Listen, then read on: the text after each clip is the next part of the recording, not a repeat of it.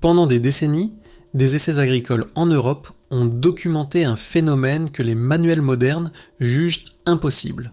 Des rendements dépassant 90 à 100 tonnes par hectare sur des sols pauvres et compactés. La même plante était coupée 5 fois par saison et retrouvait sa taille initiale en moins d'un mois, sans irrigation, sans engrais chimiques, sans replantation pendant plus de 20 ans. En laboratoire, le résultat fut encore plus surprenant. Alors que les engrais verts traditionnels mettent des semaines à se décomposer, cette plante a disparu du sol en moins de 48 heures. Elle s'est littéralement dissoute en un humus sombre et minéralisé presque instantanément.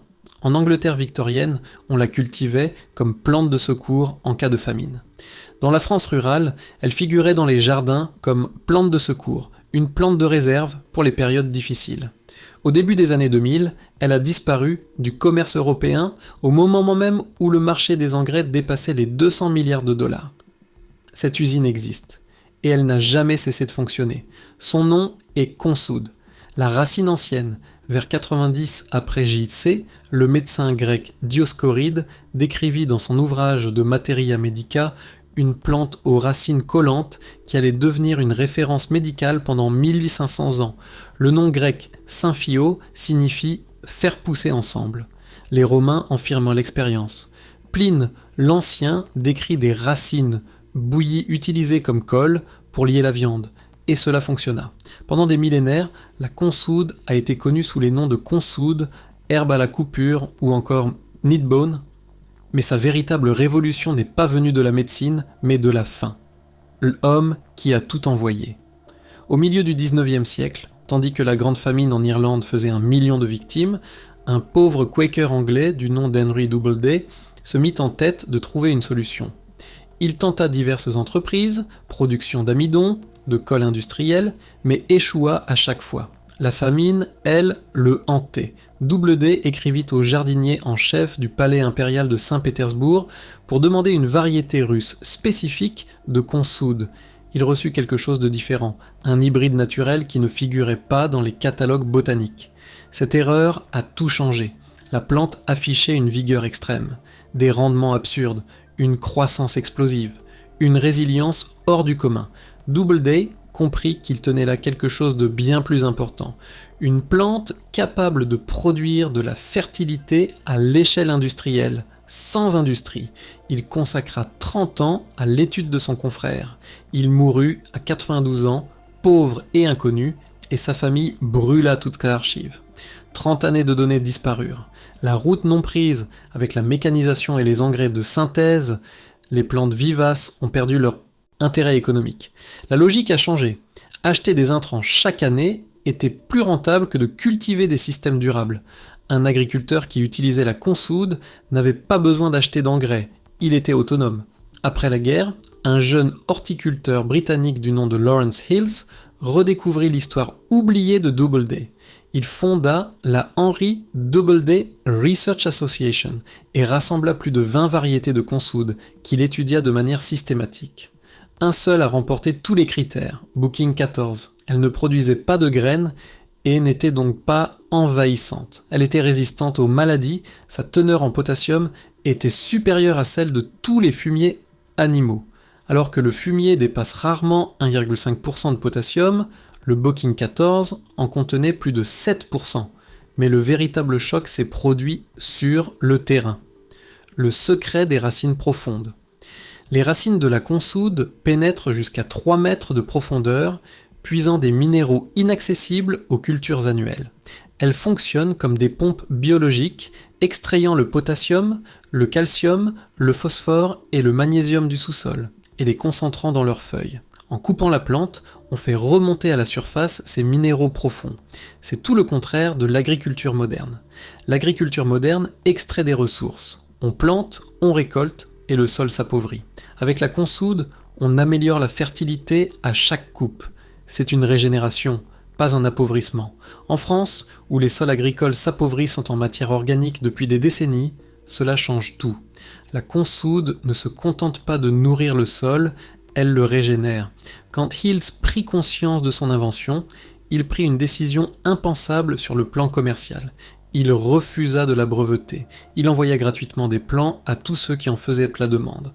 Agriculteurs africains, jardiniers français, experts allemands en permaculture.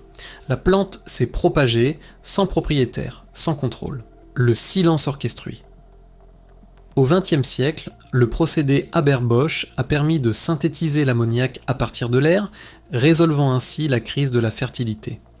Un miracle technologique, certes, mais qui a engendré une dépendance structurelle aux énergies fossiles. Aujourd'hui, 50% de la population mondiale dépend de ce procédé pour son alimentation. Il consomme d'énormes quantités de gaz naturel et nécessite des achats annuels réguliers. Le Confrérie contredit cette logique. Planter une seule fois et récolter pendant 20 ans. Aucun arrosage n'est nécessaire après l'implantation. Aucun engrais n'est nécessaire car le produit l'est aussi. Inutile d'en acheter davantage. En 2001, les autorités sanitaires ont mis en garde contre l'usage interne des compléments alimentaires à base de consoude en raison de la présence d'alcaloïdes pyrrolizidiniques susceptibles d'endommager le foie en cas d'ingestion chronique. Cet avertissement était justifié, mais extrêmement spécifique. Il ne concernait pas l'usage agricole. Pourtant, le mot toxique a suffi. Les pépinières ont cessé de le vendre. Les jardins botaniques l'ont retiré. Le public a confondu consommation humaine et culture agricole. En 5 ans, il a disparu du marché grand public. Parallèlement, le prix du gaz naturel augmentait et l'industrie des engrais se consolidait en conglomérats multinationaux.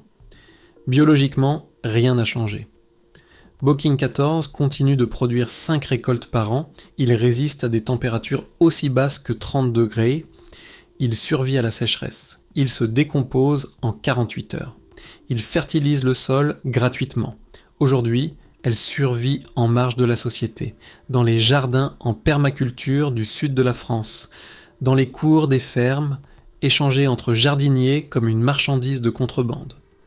Confrérie n'a jamais été vaincu.